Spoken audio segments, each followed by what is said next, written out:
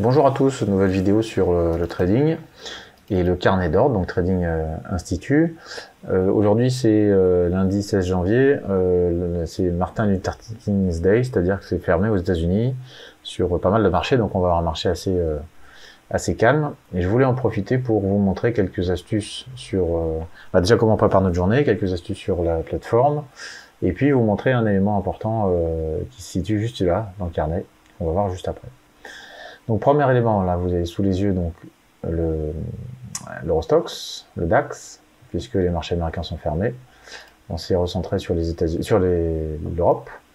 Vous avez ici un graphique en 1 minute et puis ici un graphique en 1 heure. On va peut-être passer même, on peut descendre un peu. On voit que c'est un marché quand même assez bullish. Vous voyez, il monte, il monte, il monte, il s'arrête jamais.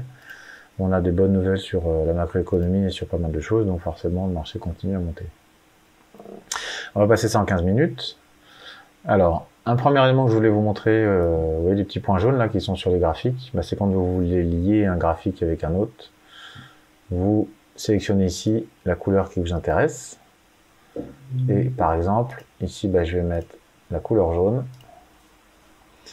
Et si par exemple ici je change, alors celui-là je voulais le garder, ouais on va changer quand même. Si je passe sur du pétrole par exemple, vous voyez que les graphiques ici vont passer automatiquement sur le pétrole, tout simplement. Le pétrole qui a un bon rebond d'ailleurs, qui peut être intéressant. Donc je vais revenir sur l'Eurostoxx, puisque c'était la base de notre vidéo.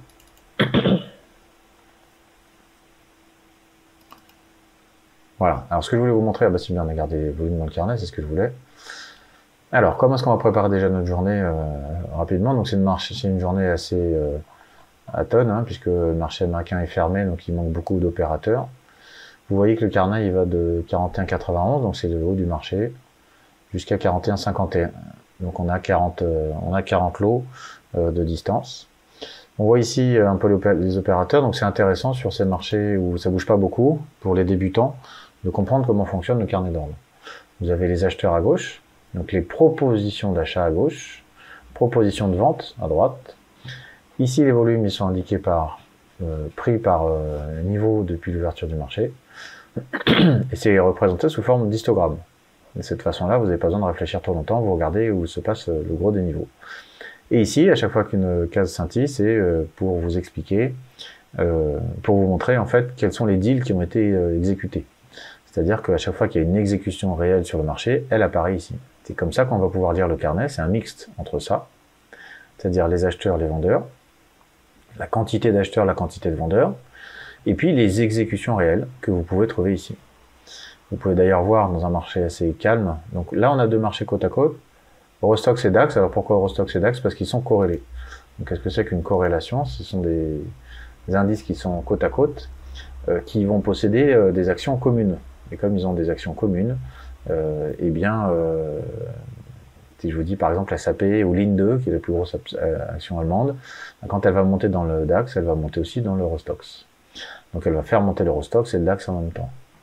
Donc c'est pour ça que les marchés sont corrélés, c'est-à-dire que l'indice est juste un calcul mathématique, et de ce calcul mathématique, on va en tirer une moyenne qui est là, et cette moyenne-là, voilà, on aura une corrélation entre les deux.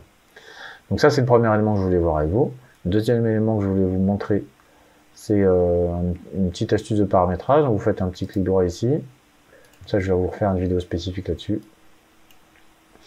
Vous voyez qu'ici, en fait, sur votre partie gauche, vous avez toutes les colonnes ici. Elles sont toutes représentées ici. Typiquement, les notes, je note rien, donc je vais la supprimer. Vous allez voir que cette petite colonne à droite, là, en fait, elle va disparaître. Voilà, et ça me fait un petit peu plus de place. Après ça, je peux enregistrer ça par défaut. On a une vidéo spéciale là-dessus pour enregistrer par défaut. Si je fais un clic droit, ici, Settings, Template, et je vais sélectionner un espace. Donc je vais l'appeler basique, je vais prendre le basique, je vais faire Save, donc je vais l'enregistrer par-dessus. Et puis si je clique sur défaut, donc voilà ici, à chaque fois que je vais ouvrir un carnet d'ordre, il sera comme ça, avec tous ces paramètres-là. Vous pouvez me rajouter des histogrammes aussi, des choses comme ça. Je vais vous faire une vidéo spéciale sur le fonctionnement du carnet.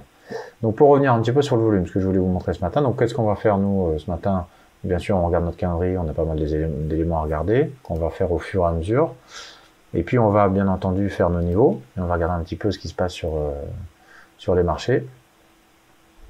Donc je vois qu'ici à 41,51 j'ai un niveau assez important, puisque ça a bloqué ici, c'est remonté.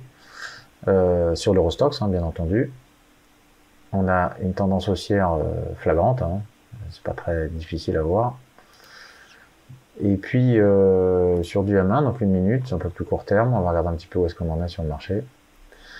Alors si vous voulez supprimer ça, là, les carnets d'ordre à droite, parce que j'ai pas besoin forcément d'avoir sur les deux horizons de temps, bah, je vais aller ici, je vais aller dans alors indicator. Certains sont indicateurs sur ceux qui sont en français, et ça s'appelle Depth of Market tout simplement. Donc là je fais delete, et voilà, ça disparaît. Je garde ça, daily change. C'est quoi daily change? En fait c'est le pourcentage de variation du marché depuis ce matin, depuis l'ouverture. Et alors voilà, ce que je voulais les éléments que je voulais vous montrer, donc parce que ce matin on n'a pas beaucoup de volume, donc il n'y a pas de trading particulier à faire. C'est plutôt une journée off, c'est une journée où on va travailler un peu la macro, on va préparer la semaine et on va regarder un peu les cours. Mais voilà, ce que je voulais vous montrer, c'est que, bah voilà, vous voyez ici le volume, on a 10 000, 10 000 ça fait 20, 8 700 et 8 900, donc on est à 38 000, et ici vous avez 5 000. La ligne bleue claire, c'est la ligne où il y a le plus de volume depuis l'ouverture du marché. Et on voit bien qu'en fait, à l'ouverture du marché, à l'ouverture de ce marché-là, on a eu un échange de paquets. Parce qu'on a eu beaucoup de volumes qui ont été traités, ici. Et depuis, il n'y a plus rien. Donc vous voyez que dans le carnet, en analysant en fait les prix par volume, on s'aperçoit de l'endroit où les échanges sont en train de se faire. Vous avez un deuxième endroit où il y a des échanges qui sont en train de se faire. C'est ici, depuis tout à l'heure. Donc vous avez les exécutions réelles, vous voyez qu'on échange quand même un certain nombre de lots. Qu'est-ce qui se passe ici? Il y a un gros acheteur ou un grand vendeur qui s'échange des lots. Donc vous voyez, on peut nettoyer ces deux colonnes en cliquant ici. Typiquement, je peux le faire sur le DAX. Regardez, vous voyez, on nettoie les colonnes. Là, je voulais les conserver, donc je les ai pas nettoyées pour continuer à vous expliquer un peu comment ça marche.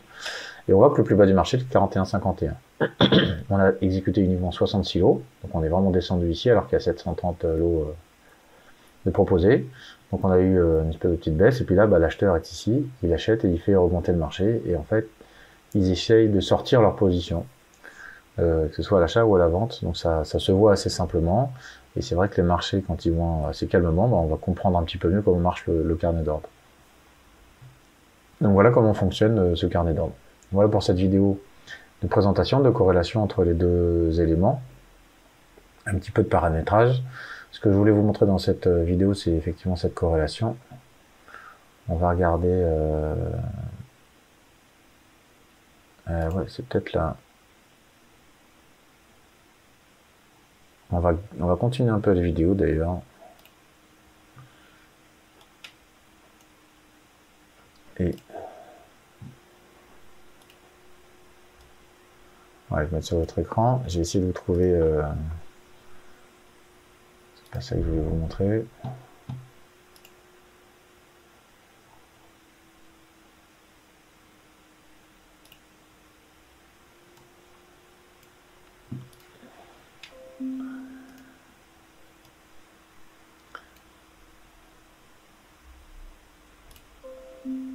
Voilà, on va retirer un petit peu tout ça. Alors, je vais essayer de vous montrer un petit peu ce que c'est qu'une corrélation entre deux marchés. Donc, on va aller tout simplement, on va finir tout ça. On va aller tout simplement sur Investing, par exemple. Je vais vous prendre un indice, donc les principaux indices. On va avoir une deuxième page. Vous voyez sur cette page-là, vous avez les principaux indices.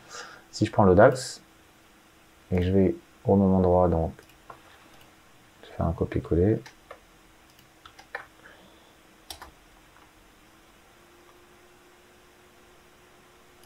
Principaux indices, on va regarder l'Eurostoxx. On va essayer de les décoller tous les deux. Voilà. Donc vous allez sur l'indice, vous avez quoi? Les composants.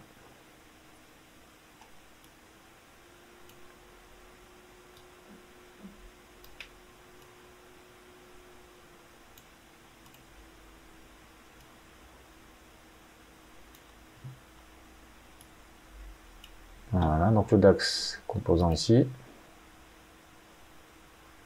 Composant, c'est quoi? C'est l'ensemble des actions qui composent l'indice. Un indice, c'est juste un calcul mathématique. Vous allez pouvoir aller dans les fondamentaux, par exemple, cliquer sur capitalisation boursière, et vous allez voir donc la première capitalisation boursière allemande, c'est Linde, PLC, 152 milliards, après SAP, Siemens, Deutsche Telekom.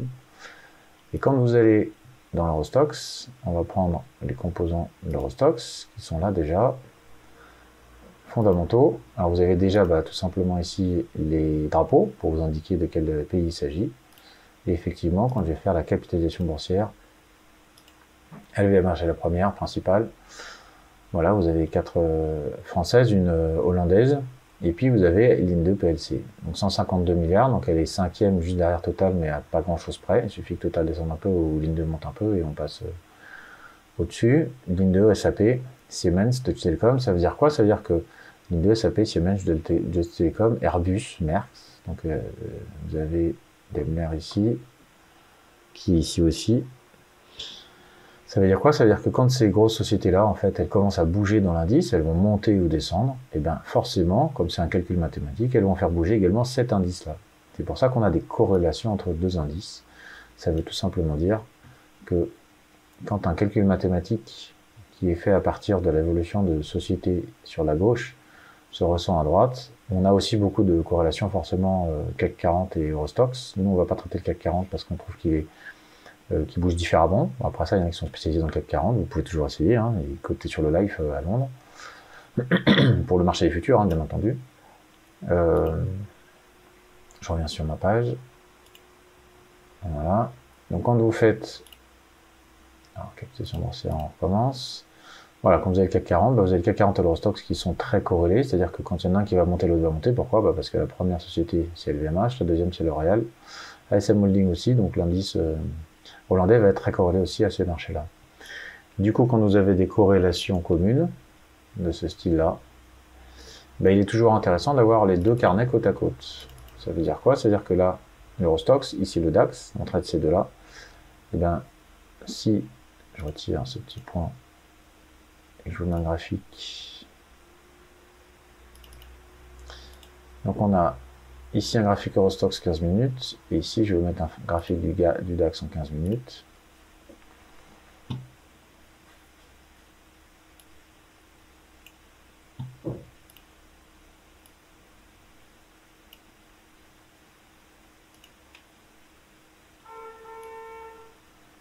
Voilà, graphique du DAX en 15 minutes. Vous voyez qu'en fait, on va les mettre ici, à peu près sur les mêmes horizons de temps. C'est très simple, hein, vous voyez bien. Ils sont totalement corrélés, c'est-à-dire que quand il y en a un qui monte, l'autre monte, vous voyez, ça stagne ici, ils ont exactement les mêmes variations. Voilà, ça bouge pas. Ici, grosse hausse, ça descend, ça redescend. Ici, grosse hausse, ça redescend, ça remonte là, ça remonte bien là. Sur du long terme, c'est encore plus flagrant. Je vais mettre en H1 sur les deux.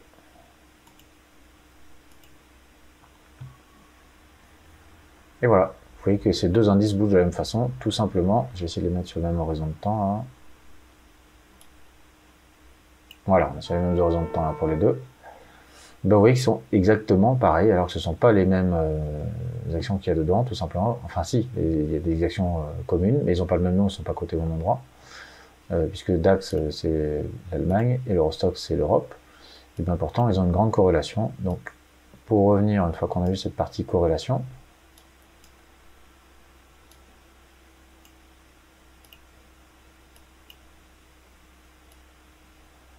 on va refermer ça.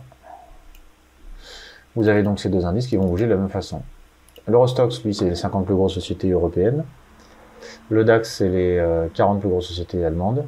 Donc, puisqu'ils ont changé pas très longtemps, avant il y en avait 30.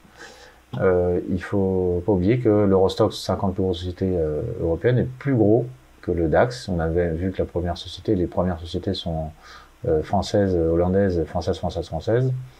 Donc lui, il est plus important que lui, c'est-à-dire en termes de capitalisation boursière. Et c'est donc ce volume-là, c'est-à-dire les échanges que vous allez voir dans le carnet ici, et là, qui vont faire bouger cet indice-là. Si vous regardez bien, on va regarder 30 secondes ensemble. Ouais, 130 lots à l'achat, regardez un petit peu les propositions, 500 lots à la vente, 200, 500. Pour l'instant, on n'a pas d'exécution, donc là, pour le coup, on va pouvoir nettoyer ces deux colonnes. On va atteindre les premières exécutions. Vous voyez que pour l'instant on est 193, 300, voilà. Ça commence à monter en termes de quantité. Vous avez vu qu'il est monté d'un coup. Il y a eu 2 échanges ici. Alors que pour l'instant, il n'y a pas eu d'échange. Il y a juste eu plus de volume proposé à l'achat qu'à la vente. Le volume à l'achat commence à descendre. Hop, on exécute vers le bas. Qu'est-ce que lui, il fait? Il redescend. Vous voyez qu'on exécute en dessous. Voilà. Ici, on recommence à trader du volume. Un peu plus de volume à l'achat. Alors, marché férié sur les marchés américains, vous voyez que c'est assez calme. Profitez-en pour comprendre un peu comment ça fonctionne. C'est toujours des bons marchés pour apprendre. Ce sera le but de cette vidéo. On le mettra d'ailleurs dans nos leçons. Donc, vous voyez, hop, l'Eurostoxx est descendu d'un tick. On a eu des volumes à la vente. Ben, lui, il est descendu également. On était sur du 71, puisque le marché était là. Là, le carnet s'est centré automatiquement. Hop, on a eu un acheteur ici. Vous avez vu, l'acheteur est venu ici aussi. Voilà. Donc, en fait, les deux sont très corrélés. Et notre ami Kerviel, d'ailleurs, quand il avait, enfin notre ami, une façon de parler, mais ultra sympa d'ailleurs, mais Kerviel, quand il était sur ses positions, il avait 1 million de contrats Eurostoxx et 100 000 contrats DAX. Donc il a bien les deux, et donc les opérateurs achètent bien les deux. Voilà pour cette petite vidéo d'explication sur la corrélation entre les indices. Pourquoi est-ce qu'il faut regarder 2 carnets en même temps? Vous pouvez faire la même chose sur du S&P 500 et du Nasdaq, puisque vous avez les GAFAM qui représentent 25% du S&P 500 et 40% du Nasdaq. Donc vous retrouvez un petit peu les mêmes choses, sauf que le Nasdaq bouge beaucoup plus vite, un peu plus compliqué, un peu plus différent, mais voilà, on fera des lives sur cette partie-là aussi. Merci pour votre attention, et nous souhaitons une bonne journée.